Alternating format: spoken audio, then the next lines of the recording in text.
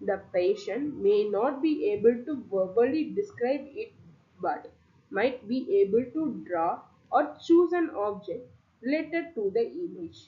For example, if the word apple is presented to the right visual field, the patient can say apple. But if it's presented to the left visual field, the patient may say they see nothing, though they could still select an apple from the group of objects with their left hand controlled by the right hemisphere.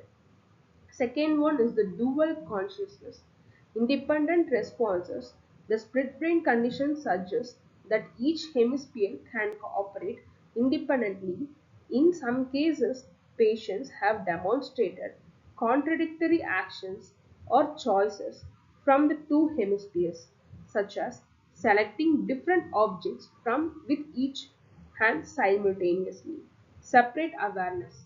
This has led to discussions about whether each hemisphere has its own distinct consciousness of the self. The left hemisphere, typically dominant in language, often interprets the action or discussions or decisions made by the right hemispheres, even if it does not fully understand them. Third one is the implications for understanding consciousness. Undefined consciousness and split. Split brain research challenges the idea of a singular, unified consciousness. Instead, it suggests that the consciousness may be a more fragmented phenomenon with different aspects of awareness distributed across the brain hemispheres. And the second one is the modularity of the mind. The findings support the idea that the mind may consist of semi-independent modules, each responsible for different cognitive functions. The corpus callosum typically integrates these modules, but when severed, the independence of these modules become evident. So, about the conclusion of split brain, the study of split brain patients has significantly advanced our understanding of how different brain hemispheres specialize in different functions and how these functions contribute to our overall experience of consciousness. It raises fundamental questions about the nature of the self and whether consciousness is a unified whole or a collection of independent processes. These researches has deep implications for fields such as neuropsychology, cognitive science, and also for the studying the philosophy of the mind.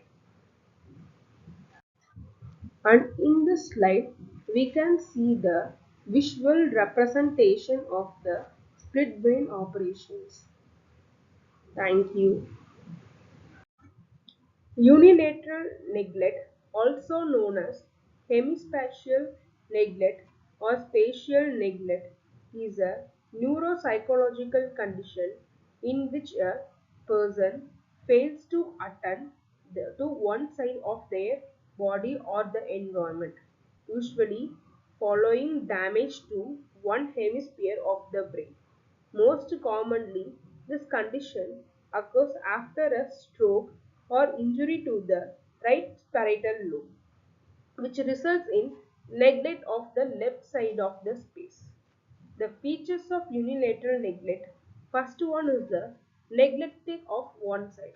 Individuals with unilateral neglect often act as if one side of their world does not exist. For example, they might ignore food on one side of a plate, fail to dress one side of their body, or not notice objects or people on the neglected side. The neglect type typically affect the left side of the space when the right hemisphere is damaged, which is more common scenario due to the role of right hemisphere in spatial awareness. Second one is the types of neglects. So first type is spatial neglect. The person may not respond to stimuli on the neglected side of the space. This can affect both personal space, example, not recognizing one side of their own body, and extra personal space, example, not noticing the objects in one half of the room. The second type is the perceptual neglect.